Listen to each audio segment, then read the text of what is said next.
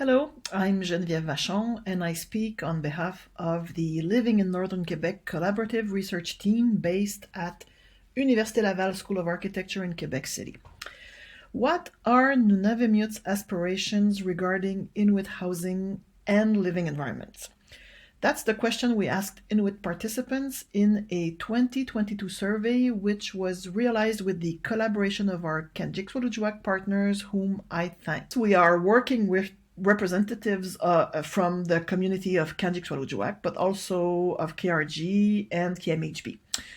We presented and discussed the project and its expected results at the Kanjik Parnassimotik of February 2020, a few days before the pandemic. We then had a few ad hoc meetings before carrying out the survey that we want to talk about here.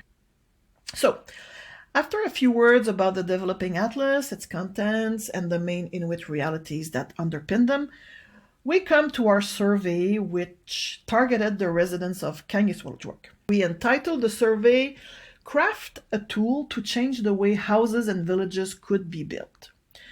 The survey was in fact a booklet with illustrated questions.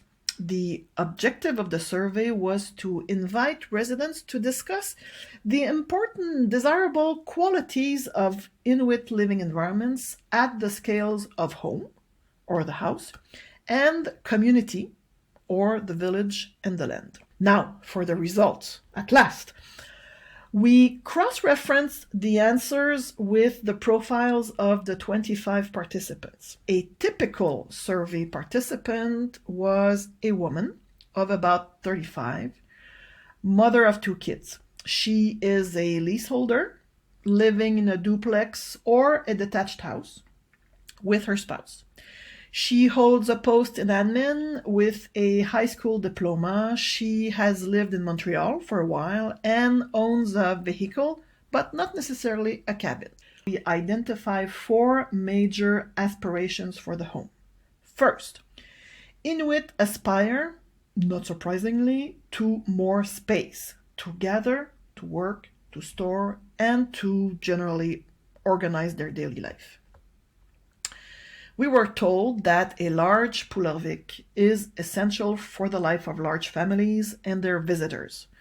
The same is true for the cold and warm porches. That's where families greet visitors and also store and organize lots of objects and food according to the seasons. This confirms that the design of Inuit houses must take these spaces into account. They are important but insufficient. Also, the land around the house should offer enough space to park vehicles and store daily objects, but also for work and for people to meet and gather. Second priority, safety and privacy both inside and outside. Inside the home, a majority confirmed that there should be a closed room for parents.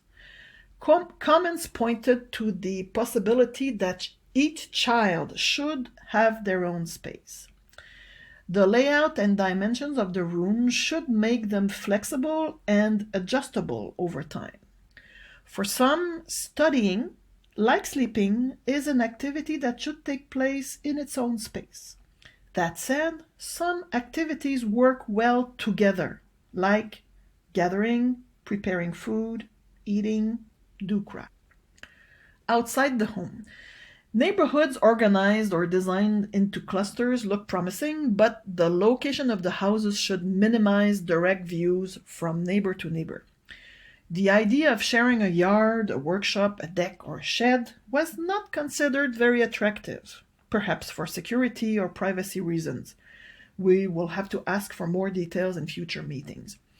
There are concerns for the safety of the many pedestrians because of traffic, and because of a lack of street lighting at night. Some mention the need for dedicated play spaces for kids. But safety for some also means living close to relatives for support or mutual aid. Third priority, unsurprisingly, is access to land, which is strongly associated with well-being and culture.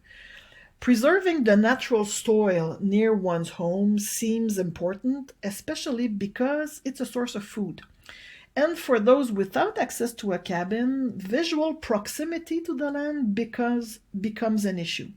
In fact, it would be important to see it from inside the house. For half of the participants, a house would benefit from being anchored to bedrock, maintaining contact with the ground and the elements.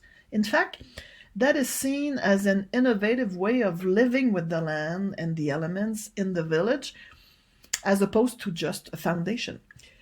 Even if the location for an Inuit house would be the village for half of the participants, living outside the village, in close periphery, is a possibility for several. In this latter case, setting up houses like a camp would be attractive since this would echo the ways of occupying the land and maintaining family relationships in the homestead. Finally, the survey reinforced the need for control over housing choices. In other words, bias for us. Having the opportunity to choose the location of one's home, its interior design, and its appearance stands out strongly, even if one does not own a home. The single-family house remains the preferred option for the majority. Even if it's less strongly expressed, there are other choices of interest, like small or tiny houses or houses with an integrated workshop. The opportunity to have access to training in construction and design in order to self-build a house is strongly expressed by a majority. According to the comments, being able to participate in choosing and making one's own home is a source not only of autonomy and independence, but of pride. Nakurmik.